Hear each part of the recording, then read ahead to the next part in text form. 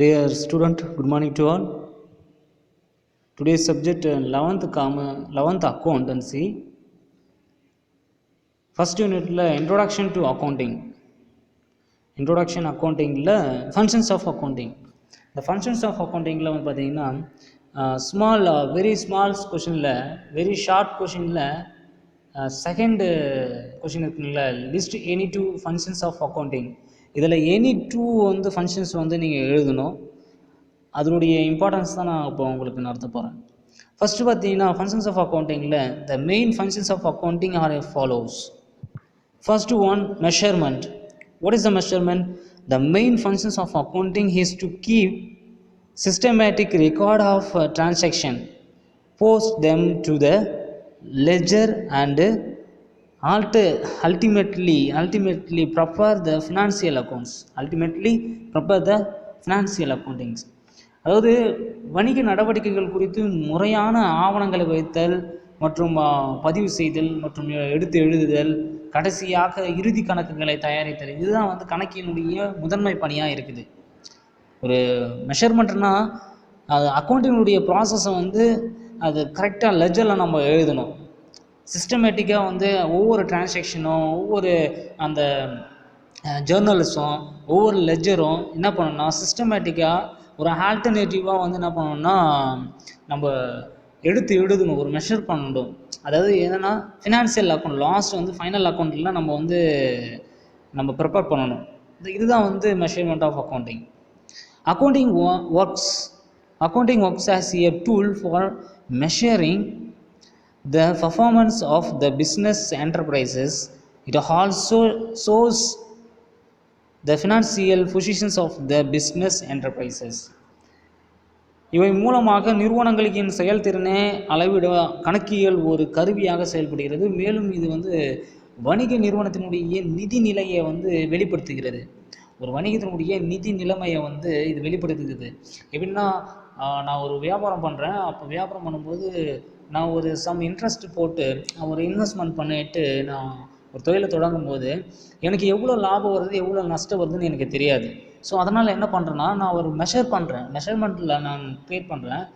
எனக்கு எவ்வளோ எக்ஸ்பென்சஸ் ஆகிருக்கு, எவ்வளோ ப்ராஃபிட் ஆகிருக்கு, எவ்வளோ இன்றைக்கான டேட்டில் பார்த்திங்கன்னா எனக்கு என்னென்ன செலவுகள்லாம் இருக்குது, அது மட்டும் இல்லை எவ்வளோ எனக்கு கைக்கு வந்திருக்கு, எவ்வளோ சேல் பண்ணியிருக்கேன், எல்லா டீட்டெயில்ஸும் நான் மெஷர்மெண்ட்டில் கண்டுபிடிப்பேன். இது தமிழில் பார்த்தீங்கன்னா அளவிடுதல்னு சொல்லுவாங்க. ஓகேங்களா? இது 2 மார்க்கில் வரும், நீங்கள் நோட் பண்ணிக்கோங்க. மெஷர்மெண்ட்டில் இது ஃபஸ்ட்டு எனி டூ கேட்டுருக்காங்க. இது செகண்ட் கொஷினுக்கு ஆன்சர். ஓகேங்களா? எனி டூ உங்களுக்கு எது சிம்பிளாக இருக்குதோ அதை நீங்கள் எழுதிக்கலாம். ஓகே, நெக்ஸ்ட் பார்த்தீங்கன்னா forecasting. What is the forecasting? With the help of the various tools of accounting, future performance and financial positions of the business enterprises can be forecasted. அதாவது முன்னறிதல்னு சொல்லுவாங்க. இதுக்கு முன்னறிதல்னா முன்னாடியே எனக்கு என்னென்ன தேவைகள் இருக்குது அது எல்லாத்தையும் நான் இப்போவே ஃபில்ஃபில் பண்ணணும் அப்படின்னு நினைக்கும் போது தான் இந்த ஃபோர்காஸ்டிங் மூலயமா எனக்கு தெரியும். ஏன்னா வணிக நிறுவனத்தினுடைய எதிர்கால செயல்திறன் மற்றும் நிதி நிலையை கணக்கீடு செய்வதற்கு இந்த கருவி முன்கூட்டியே அறிந்து கொள்ளுதல் என்பது இதுக்கு ஒரு முன்னுதாரணமாக இருக்குது. முன்கூட்டியே நான் ப்ராஃபிட் எப்படி வரும், எப்படி நஷ்டம் வரும், அதை எப்படி நான் மெஷர் பண்ணணும், எப்படி நான் ஃபோர்காஸ்ட் பண்ண முடியும், எல்லாத்தையும் நான் இந்த டீட்டெயில்ஸ் மூலிமா ஃபோர்காஸ்ட் பண்ணுறேன். ஓகேவா? நெக்ஸ்ட் பார்த்தீங்கன்னா comparison. What is the comparison? நான் ஒரு ஒப்பிடுதல் பண்ணுறேன். எனக்கு ஏதாவது ஒரு தேவை, அந்த கணக்கியல் மூலயமா என்னுடைய திட்டங்களை நான் ஒப்பீடு பண்ணணும். அப்போ நான் என்ன பண்ணணும், ஒவ்வொரு திட்டத்தையும் நான் செயல்படுத்தணும். அந்த செயல்படுத்துறதுக்கு தான் accounting help to compare the actual performance with in the planned performance. ஒரு கணக்கியல் நிகழ்ந்த செயல்திறனுடன் திட்டமிட்ட செயல்திறனை ஒப்பிடக்கூடிய உதவுகிறது. மேலும் இது கணக்கியல் கொள்கைகளுடன் ஒப்பிட உதவுகிறது. ஒரு கணக்கியல் ஒரு பாலிசியை நான் கணக்கியலுடைய பாலிசியை நான் ஒப்பிடுறேன். ஆமாம், நான் இவ்வளோ முதலீடு பண்ணேன், அப்போ முதலீடு பண்ணும்போது இவ்வளோ எனக்கு லாபம் வந்திருக்குது, இவ்வளோ நஷ்டம் வந்திருக்குது. நான் இவ்வளோ எக்ஸ்போர்ட் பண்ணேன், இவ்வளோ இம்போர்ட் பண்ணேன், இவ்வளோ சேல் பண்ணேன், இவ்வளோ பர்ச்சேஸ் பண்ணேன். ஸோ எல்லாத்தையும் வந்து நான் கம்பேர் பண்ணுறேன். ஸோ அதுதான் வந்து comparisons. Through comparisons of the actual financial results of the business enterprises with projected future, அதாவது figures and standards effective measures can be taken to enhance to efficiency of various operations. நிகழ்ந்த நிதிநிலையை வந்து ஒப்பிடும்போது எனக்கு என்னென்ன விளைவுகள், என்னென்ன திட்டங்கள், என்னென்ன தொகை, என்னென்ன தேவைகள், இது தரநிலைகளை வந்து ஒப்பிடுவதன் மூலம் என்னுடைய செயல்திறன் வந்து நான் அதாவது சீரிய முறையில் நான் இன்னும் வேகமாக என்னுடைய பிஸ்னஸ் நான் ரன் பண்ணதுக்கு ஒரு உதவியாக இருக்கும் அப்படின்னு சொல்கிறாங்க. இது இன்னும் செயல்திறனோடு இருக்க ஆசைப்பட்றேன் அப்படிங்கும்போது இந்த பாயிண்ட் வந்து ரொம்ப எனக்கு இன்ட்ரெஸ்டாக இருக்கும் அப்படின்னு சொல்லி தான் அதை வந்து கம்பேரிஷன் பண்ணுறாங்க. அப்போது லாப நஷ்டத்தை வந்து கணக்கிட முடியும். இப்படி தான் செயல்திறனை வந்து நான் மேம்படுத்த முடியும்னு இந்த பாயிண்ட் மூலிமா சொல்கிறாங்க. ஓகே, நெக்ஸ்ட் பார்த்தீங்கன்னா டிசிஷன் மேக்கிங், முடிவெடுத்தல். என்னென்ன முடிவு எடுக்கணும்? Accounting provides relevant informations to the management for planning, evaluation of a performance and control. ஒரு திட்டமிடணும், அந்த திட்டத்தின் மூலமாக என்னென்ன செயல்திறன் மதிப்பிடணும், அதை கண்ட்ரோல் பண்ணணும், அதை மேனேஜ் பண்ணணும். இந்த பணிகள் தான் வந்து தகவலை வந்து நிர்வாகத்திற்கு வந்து கணக்கிடுதல் வழங்குகிறது. ஒரு டிசிஷன் மேக்கிங்கோட கண்ட்ரோலோடு இருக்கணும்னு சொல்கிறாங்க.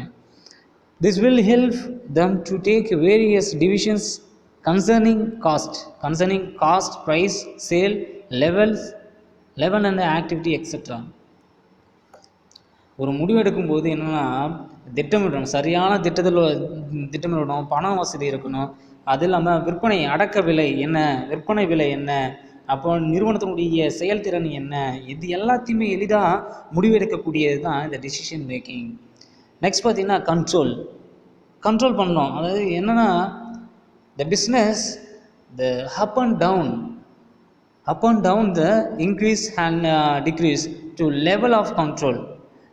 As accounting works as a tool of control, the strengths and weakness are identified to provide feedback and various measures adapted. என்ன சொல்கிறாங்க பாருங்கள், கணக்கியல் கட்டுப்பாடுகளுடைய கருவி இருத்தல், அதாவது கையாண்டு பல்வேறு வழிமுறைகளை குறித்த பலன் மற்றும் பலவீனங்கள். எனக்கு இவ்வளோ பலன் இருக்குது, என்கிட்ட பண வசதி இவ்வளோ இருக்குது, பலவீனங்கள்னால் கண்டறிந்து என்னால் இந்த தொழிலை மேற்கொள்ள முடியாது, அப்போ இந்த தொழில்னால எனக்கு நஷ்டம் வரும் அப்படின்னு சொல்லிட்டு ஒரு பலவீனத்தோடு இருக்குது. பலம் அப்படின்னா ஒரு ஸ்ட்ரென்த் அப்படின்னா இந்த தொழிலை என்னால் செய்ய முடியும், இந்த தொழிலை என்னால் செய்ய முடியும், எனக்கு இந்த தொழிலை வந்து நான் அதிக முதலீடு போட்டு நான் அதிக லாபத்தை என்னால் இழுக்க முடியும் அப்படின்னு சொல்லிட்டு நான் ஒரு கண்ட்ரோலாக இருக்கிறேன் அப்படின்றது தான் இந்த பாடத்தில் சொல்லப்பட்டிருக்காங்க. மேலும் it server has a tool for evaluating compliance of business policies and programs.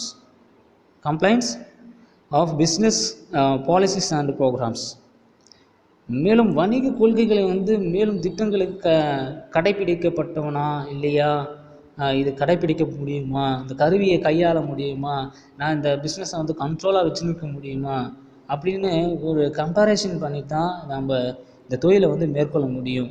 So அது வந்து ஒரு கண்ட்ரோலபிலிட்டியை வந்து நம்ம உருவாக்க முடியும். அதுதான் இங்கே வந்து கண்ட்ரோல் இந்த பாயிண்டில் ஒரு இம்பார்ட்டண்ட்டான ஒரு கொஷின்ஸ். அடுத்தது பார்த்திங்கன்னா அசிஸ்டன்ஸ் டு கவர்மெண்ட். ஏன்னா அரசு உதவி, அதாவது அரசுக்கு உதவி புரிதல். எப்படி நம்ம அரசுக்கு உதவி புரியணும் பார்க்கலாம். Government needs full information and the financial aspects of a business for various purposes such as taxation. இதுதான் மெயின். நம்ம கவர்மெண்ட்டுக்கு என்னென்ன உதவி பண்ணுறோன்னா, நம்ம டேக்ஸ் கட்டுறோம் அண்ட் கிரேட் ஆஃப் சப்சிடரி நம்ம பே பண்ணுறோம்ல, the grant of subsidiary, extra.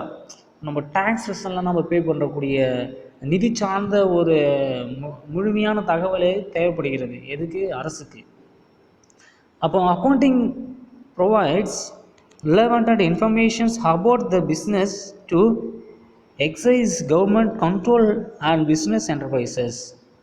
இப்போ நம்ம வரி விதிப்பு, மானியம் வழங்குதல் போன்ற பல காரணங்களுக்காக அரசுக்கு வணிகத்தின் நிதி சார்ந்த முழுமையான தகவலை வந்து அரசுக்கு நம்ம உதவி பண்ணுறோம். அப்போது வணிக நிறுவனத்தினுடைய வணிக நிறுவனத்தை வந்து கட்டுப்படுத்த தேவையான அனைத்து உரிய தகவல்களையும் கணக்கியல் மூலமாக அரசுக்கு வழங்க முடியும் அப்படின்னு சொல்கிறாங்க. ஓகேங்களா? அதுதான் வந்து அசிஸ்டன்ஸ் டு கவர்மெண்ட். ஸோ இதனால் நம்ம வந்து கவர்மெண்ட்டுக்கு நம்ம டேக்ஸ் பே பண்ணுறோம். And direct tax, indirect tax. So இதெல்லாம் வந்து நெக்ஸ்ட் சாப்டரில் நம்ம படிக்க வருவோம். டைரக்ட் என்ன, இன்டைரக்ட் டேக்ஸஸ் என்ன, அதை பற்றி நம்ம பார்க்கலாம். ஓகேங்களா? இதுதான் இம்பார்ட்டன்ஸ் கொஷின்ஸ். இதை வந்து 2 மார்க்ஸ் கேட்பாங்க.